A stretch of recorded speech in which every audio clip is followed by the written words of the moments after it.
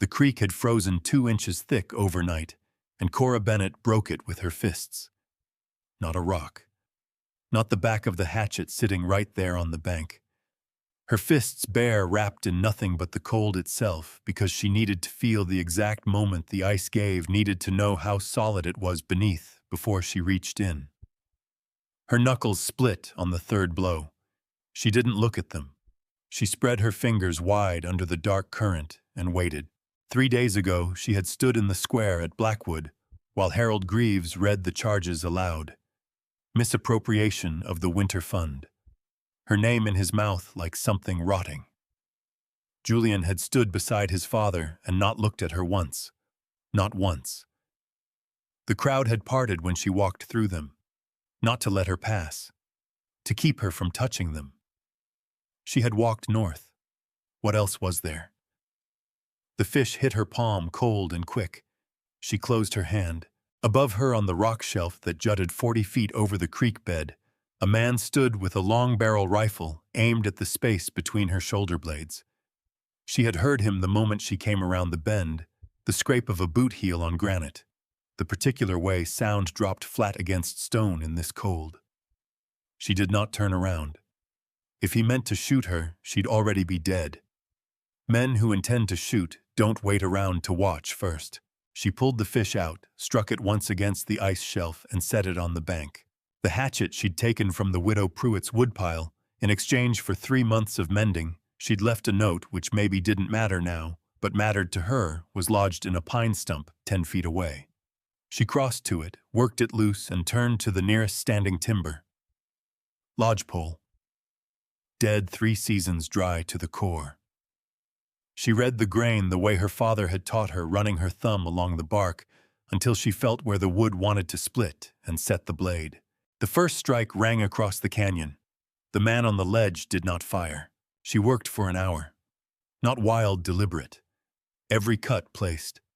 Every log measured by eye against the wall studs she'd already notched and propped against the ruined north wall of the shelter she'd found half collapsed under an overhang.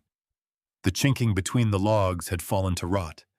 The roof pitch was wrong, which was why the weight of last week's snow had caved it in on whoever had lived there before. She could fix the pitch.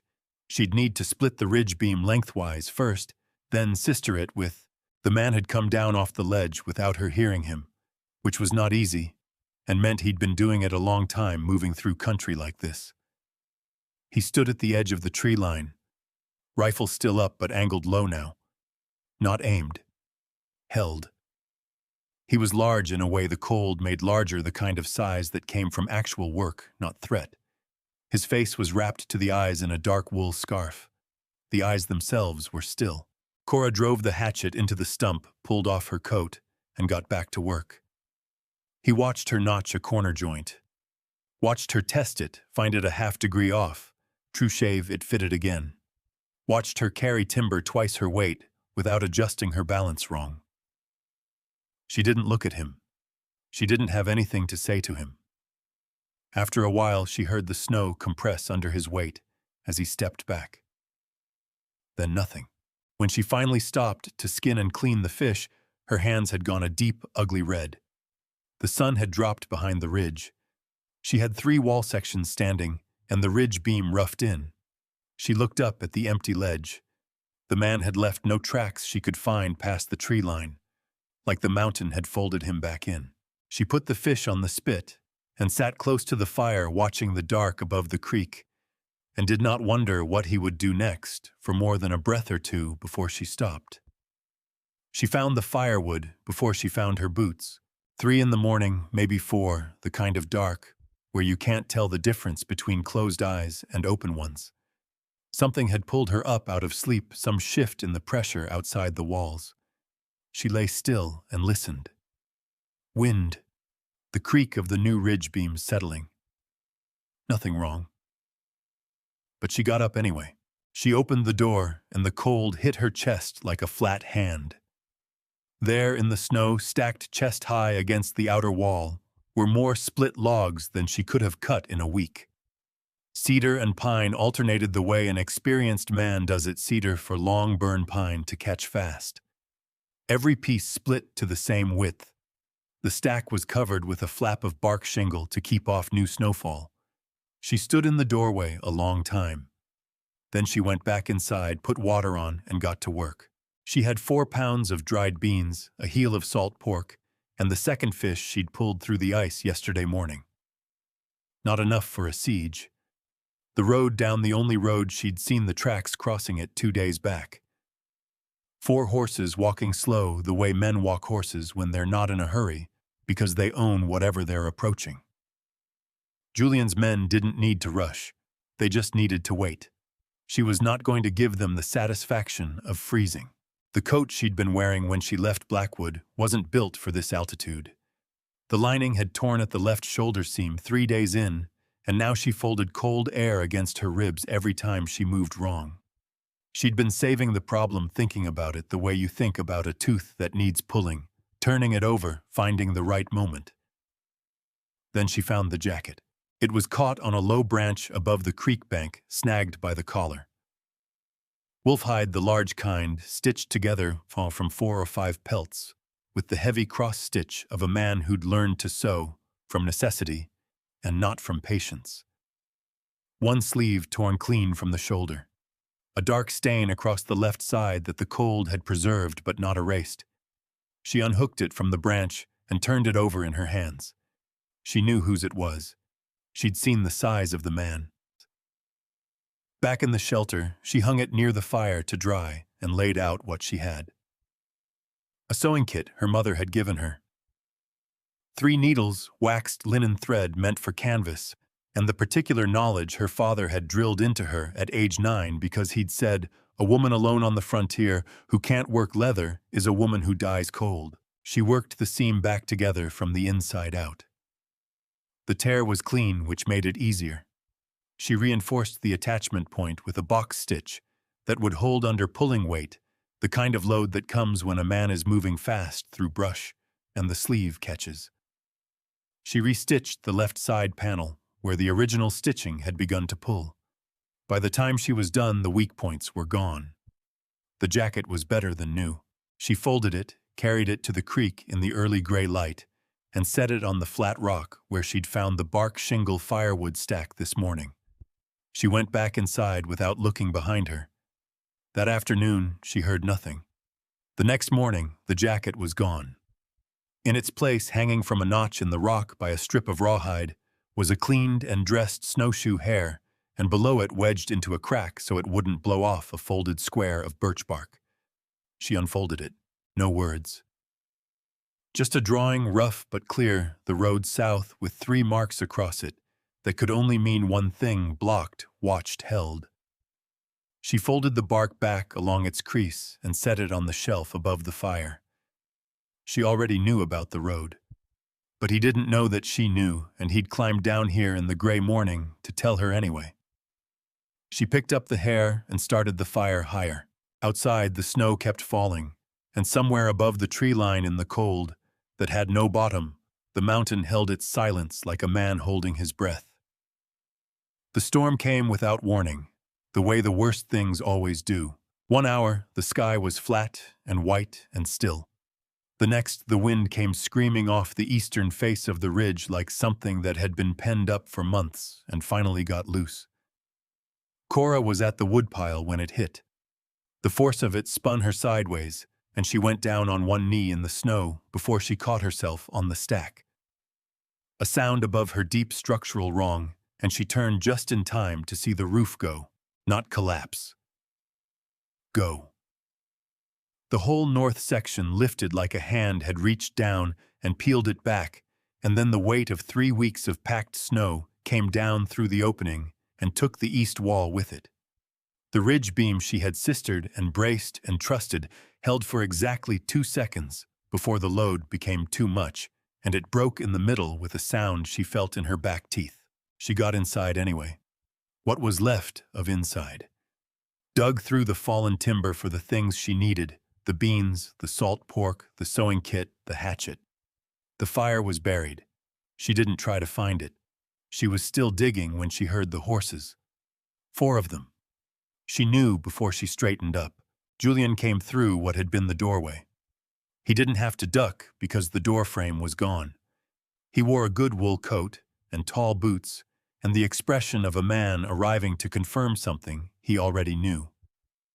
Two men came in behind him. One more stayed outside, which meant there was a fourth she couldn't account for. Cora. He said her name the way you say the name of a thing you're about to put down. She said nothing. Her hands had stopped moving. He reached into his coat and produced a folded document. He held it out at arm's length, not walking it to her or making her come to him if she wanted it. She didn't move. He dropped it in the snow between them. Mining rights, he said. Your father's claim on the South Vein. You sign that over, we go back down the mountain, and nobody ever has to know you were foolish enough to get yourself stranded up here alone. She looked at the document in the snow.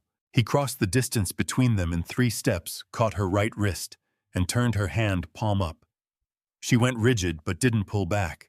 There was a man directly behind her and another to the left, and she had done the math already on the walk from the woodpile. Julian looked at her palm, at the split knuckles and the pitch-black cold sores on 2 fingers, and something moved across his face that wasn't pity. He set his boot on her hand and pressed down. Not enough to break. Enough to make the choice clear. Sign it. The document was in her other hand. She didn't remember picking it up. Her vision had gone very precise the way it went when the body understood what the mind hadn't caught up to yet. She could see every fiber of the paper. She could feel her own pulse against the inside of his boot sole. She did not sign it. He pressed harder. Her knuckles ground against the frozen ground beneath the snow. 3 seconds, he said. After that, I stopped being patient.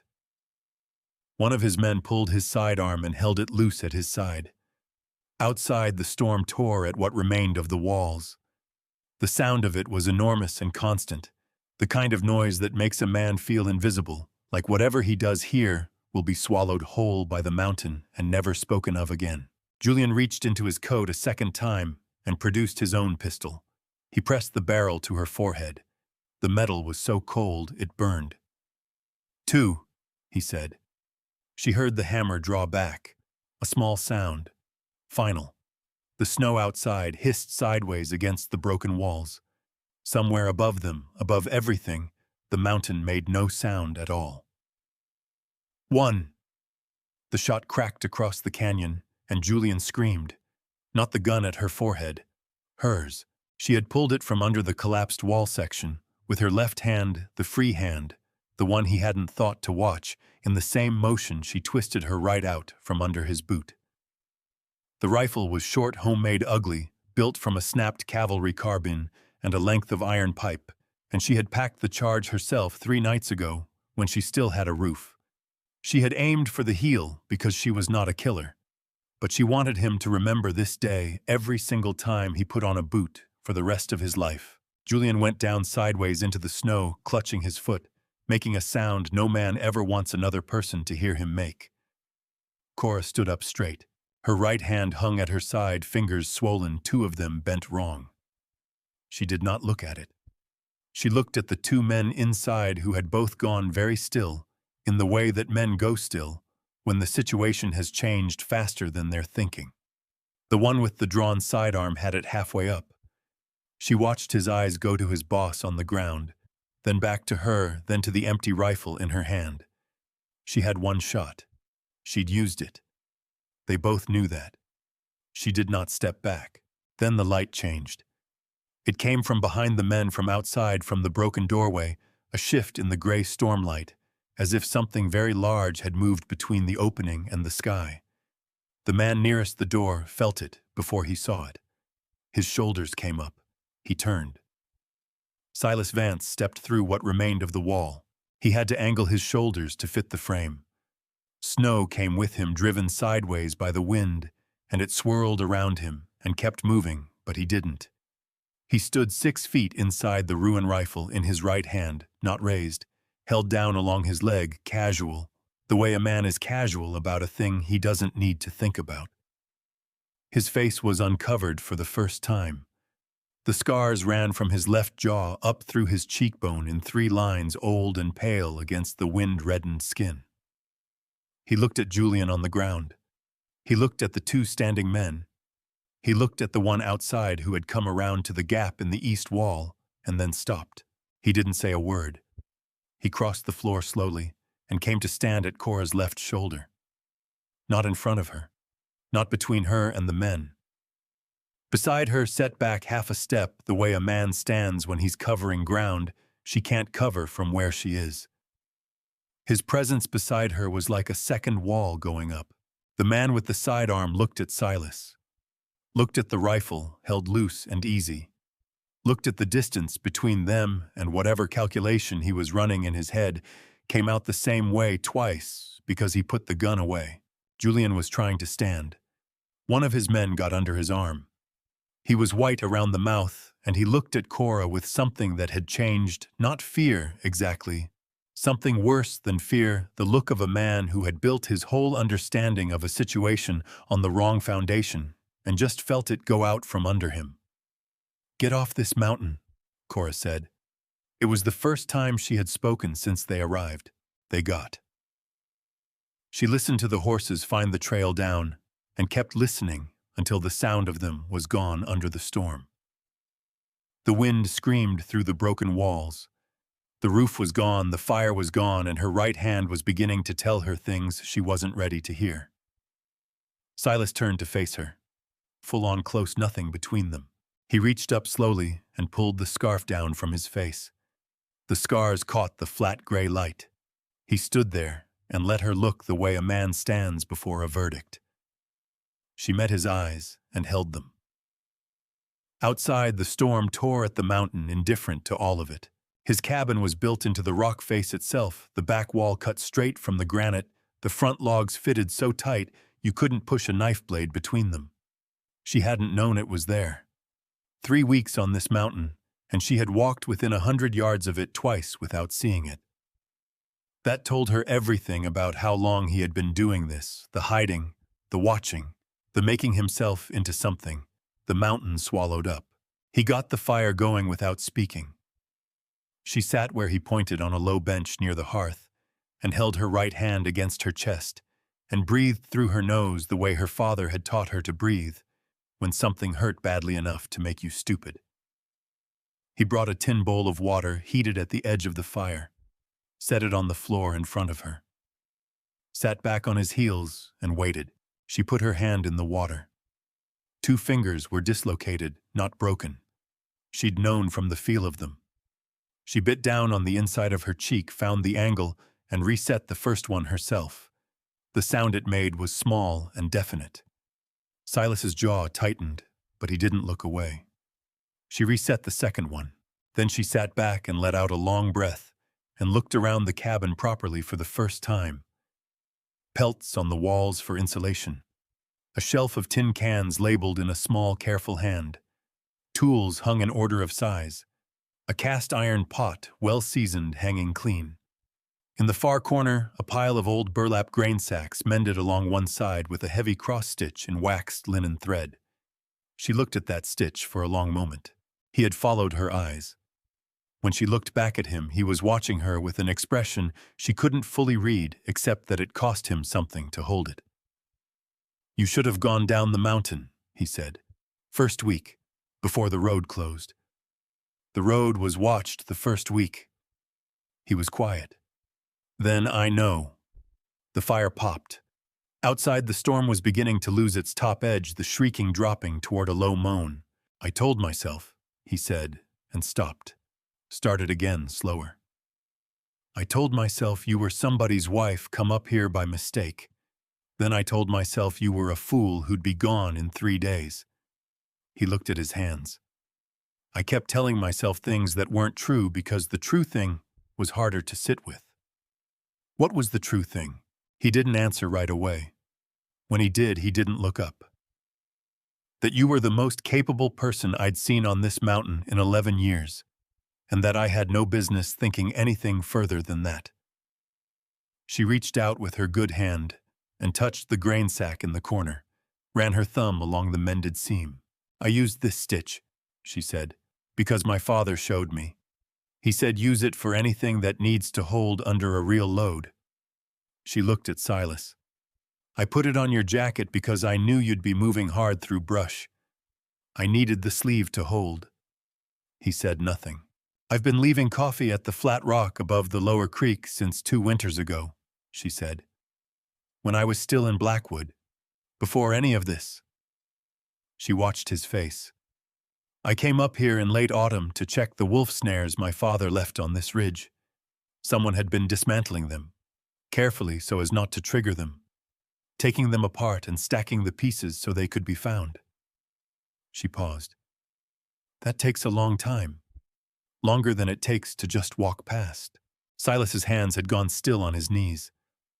I reset them wrong on purpose after that, she said, so they wouldn't catch. I left the coffee so you'd know it wasn't an accident. Her voice didn't change. You never took the cup, but the coffee was always gone. The fire settled low between them. He raised his eyes to hers, and in them was something large and undefended, the expression of a man who had lived 11 years certain of one particular thing about himself and just been shown quietly and without cruelty that he had been wrong. His mouth opened, closed. Outside the storm fell another register toward silence. She picked up the tin cup he'd set beside her and wrapped both hands around it, the good one and the bad one, and held the heat against her palms and waited in no hurry for whatever he needed to say next. Spring came to Ironcrest the way it always did, not gently, not all at once, but in arguments. A warm day, then 3 cold ones. A week of melt, then 6 inches of new snow that pretended winter wasn't finished yet. Then one morning the creek ran clear instead of gray, and the lodgepoles dripped from every needle, and the argument was over. Cora heard about Julian, the way she heard most things from below through the supply rider, who came up the North Trail. Once the pass cleared, a weathered man named Pruitt, who asked no questions and charged fair prices and had the good sense to notice things without commenting on them. He set the crate down, accepted his payment, and said, as he was turning to go, Greaves boys in county lockup. His father, too. Somebody found the original ledger from the winter fund. Pages cut out and replaced with new ones, but they got the originals. Found them in the lining of a traveling coat. He paused. Folks in town are talking about you some. Let them, Cora said. He nodded once and took his horse back down the trail. She carried the crate inside and didn't think about Blackwood again for the rest of the day. The new room had gone up in February, during the stretch of clear, cold weeks after the storm. Silas had started it without telling her she'd woken one morning to the sound of the broadaxe and gone outside to find him squaring logs in the blue pre-dawn dark, working by feel and long practice. She had looked at the foundation line he'd staked out, read the dimensions, and gone to get her own hatchet, without a word exchanged between them. They had worked out the language of it as they went, who cut, who fit, who called the level. It turned out they disagreed about almost nothing structural and argued productively about everything else. He had put the window in the east wall himself, a single pane of glass that had cost him 3 seasons of trapped pelts and a half-day ride to the freight depot at the base of the range. He had not told her what it cost.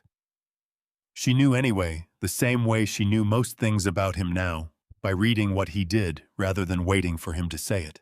The window was large enough that the whole east face of the ridge came through it, in the morning's pink granite going gold as the sun cleared the peaks. She was sitting at the table when the light came through this morning, both hands around her cup. The good hand and the 2 fingers that had healed slightly, crooked, and probably always would. The coffee was strong, made the way she liked it, which he had learned without being asked. Outside, she could hear the rhythmic crack of the axe Silas at the woodpile building the summer stack, while the ground was still firm enough to stand on. She watched the light move across the table. It crossed the grain of the wood slowly, the way it crosses things when you're not in a hurry, and not afraid of what the day holds. On the shelf above the window sat one tin cup, old and dented, the handle rewrapped in a strip of leather. She had brought it up from the flat rock above the lower creek when the snow melted enough to reach it. The last cup she had left there 2 winters ago, the week before Julian's father had stood in the square and read the charges against her name. She had never gone back for it. She had not known then that she would need to.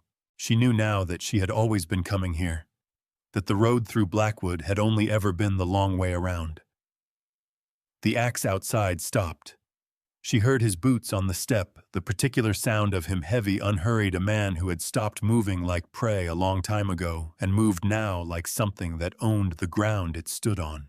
He came through the door and looked at her the way he looked at her every morning, like he was still faintly surprised to find her there and intended to keep being surprised for a long time yet. She pushed the second cup across the table without looking up. He sat down.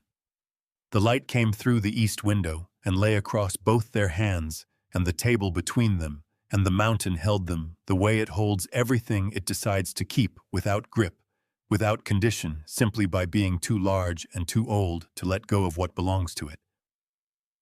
Below in Blackwood, men were talking. Up here the coffee was hot, and the window faced east, and there was nothing else that needed doing today that couldn't wait until tomorrow.